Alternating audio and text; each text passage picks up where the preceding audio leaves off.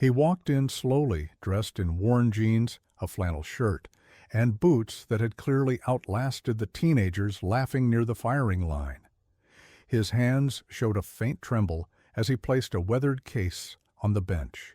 When he opened it, a puff of dust escaped, as if untouched for years. "Hope he's not actually planning to shoot that," one of the young men murmured, just loud enough to trigger a round of chuckles. But the old man didn't glance their way.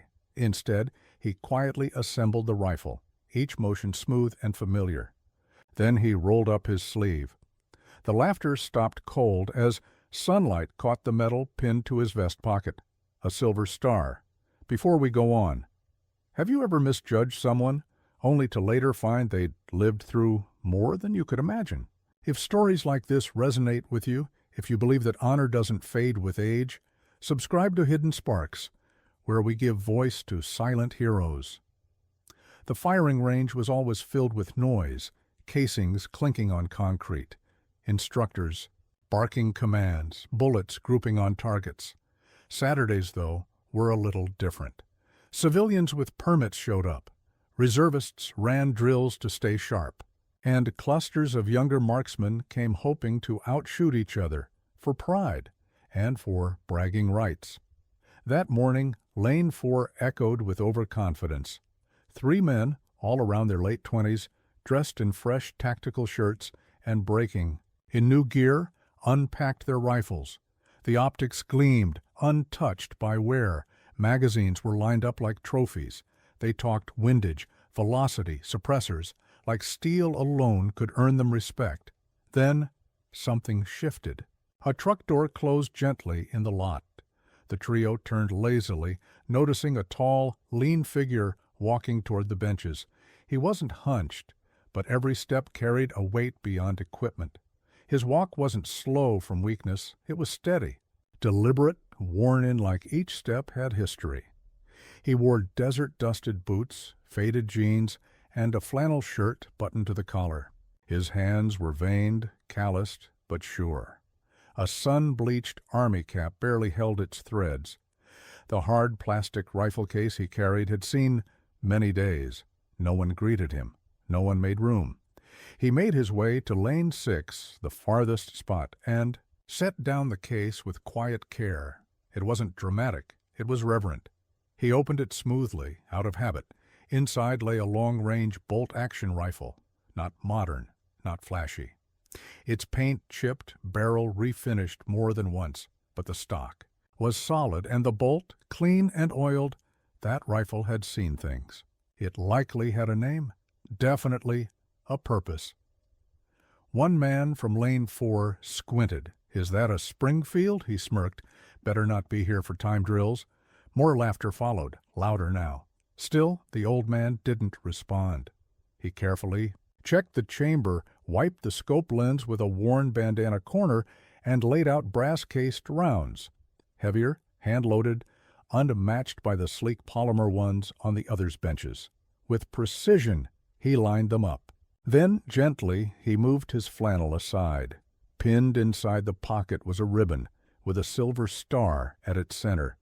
The edges were dulled, but unmistakable. He didn't flash it. He didn't flaunt it. Just let the wind catch the shirt for a moment.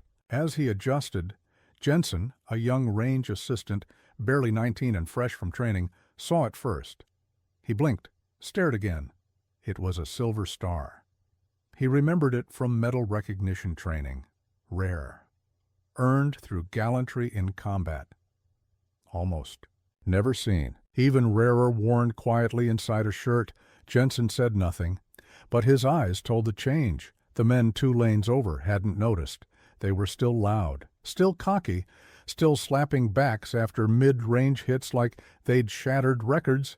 But Jensen watched the old man go prone, watched him ease into the rifle, not like it was a weapon, but an extension of himself. Then came the shot. Everything changed. The sound wasn't louder, but sharper, cleaner. It cracked with weight. Not just caliber, but precision. Even Jensen turned instinctively.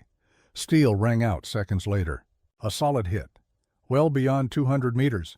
The old man didn't adjust. No fist bumps, no phone checks. He simply chambered the next round Fired again.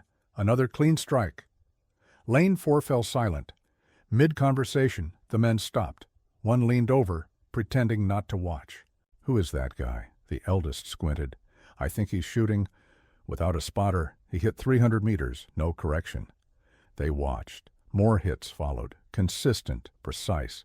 He breathed evenly, didn't flinch. Moved like someone who'd done this under sand, under fire, with lives depending on it. By the 7th hit, no one laughed. Lane 4 was frozen, rifles untouched, one stepped away. Another slipped off his gloves, staring. Jensen approached, clipboard in hand as pretense. The old man reloaded methodically, hands steady but trembling faintly. Not from age, but memory. "Sir," Jensen said quietly, "need help with target resets?" The old man looked up, eyes blue, faded but sharp. "No, son," he said, voice gravelly. "But thank you." Jensen nodded, then hesitated. "I saw your ribbon, silver. I just want to say it's an honor." No smile, just a nod.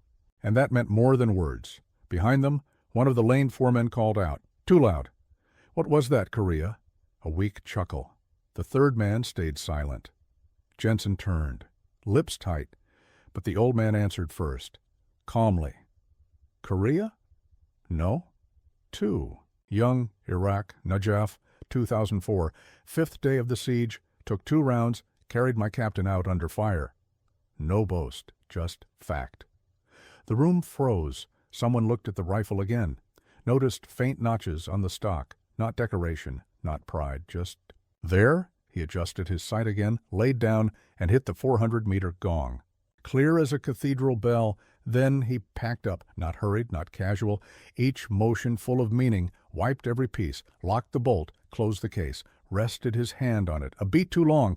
His face showed no exhaustion, just reflection at Lane. 4. The men didn't touch their gear. Magazines still boxed. The bravado had gone quiet.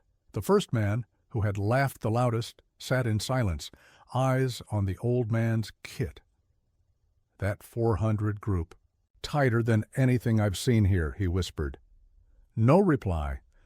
The others were watching him stretch, his sleeve sliding down. Not the silver star this time. Something else caught the light. Jensen saw it, stitched into the flannel's inner hem, near the chest, a strip of desert camo, hand-sewn. Names faded but legible. One name stood out, CPTD Howard. Kia Jensen froze. That name had been mentioned during a memorial. Captain Garretson had served under Howard. Now this man was carrying Howard's uniform on his own chest. The old man lifted the case, nodded at Jensen, and walked toward the door, still straight, still composed, but as he reached it, the door opened, and Captain Garretson stepped in, clipboard in hand. He almost didn't look up, until their eyes met. The clipboard dropped. He took one step forward, recognition dawning slower than instinct, his jaw set. "Staff Sergeant Allen," he said, voice cracking. Allen didn't respond. Just stood solid. Garretson walked forward like approaching something sacred, didn't care about who was watching. Raised his hand, not in salute, but to steady himself. "I thought you were gone." "I was, until I wasn't." "You saved my life in Najaf. I never got to say—" Allen cut him off with calm truth. "We all saved someone. Some didn't. Come back." The room didn't breathe. Garretson turned. "Gentlemen," he said clearly, "this man is why I'm alive." Staff Sergeant Allen was awarded the Silver Star during the 5th day of the Najaf siege. He carried 3 wounded men, including me, across open fire. He didn't wait. He moved. Jensen felt it. The floor seemed heavier. "There's a wall back at the base," Garretson added.